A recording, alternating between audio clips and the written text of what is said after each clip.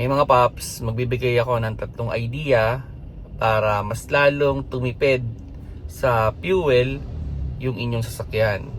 Number one dyan, i-check ninyo or palitan ninyo yung inyong air filter.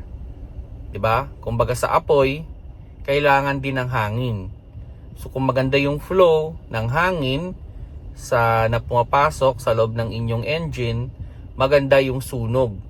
So, ibig sabihin, hindi mo kailangan maglagay ng maraming gas para makomplete mo yung magandang combustion. Kasi maganda yung flow ng hangin, tama yung flow ng gas.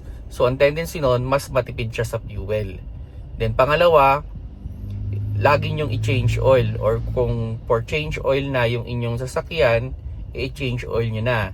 Siyempre, pag maganda yung oil, yung flow ng oil sa loob ng engine, mas smooth yung takbo. Mas magaan yung takbo ng makina. So makakatipid ka rin dyan. Pangatlo, i-check ninyo yung inyong tire air pressure. Ayan, kasi 'di ba, kung nasubukan niyo na magbike ng bike na kulang ang hangin, 'di ba, ang hirap ipedal. So ganoon din sa kotse. So kung gusto niyo nang magaan yung takbo niya, itama ninyo or pwede nga dagdagan nyo pa ng konti yung tire pressure ninyo para mas magaan i-abante ng inyong makina, yung inyong sasakyan. So yan yung tatlong idea, no, para makatipid kayo sa gas, no, lalo ngayon tumataas na yung fuel. Aside dun sa yun, magbawas din kayo ng mga gamit na mga hindi mahalaga sa inyong sasakyan para mas gumaan din pala yung inyong kotse. So yan yung mga idea mga paps, no, para makatipid tayo sa ngayon. Napakamahal talaga ng fuel, wala tayong magagawa, kailangan nating mag-adapt. So siguro yun, ano nyo na rin yung mga discount card ninyo sa mga gas station.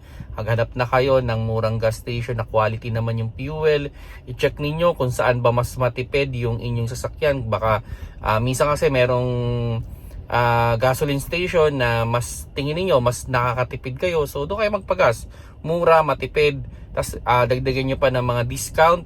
Tapos yun, yan, para mas makatipid tayo. So maintenance ng kotse, then yun, yung driving habit din natin, ayusin din natin para lalo tayo mas maging matipid. Kumbaga, takbong pogi lang, walang laging naka-eco, kumbaga not more than 2,000 RPM lang tayo lagi para siguradong matipid yung ating sasakyan.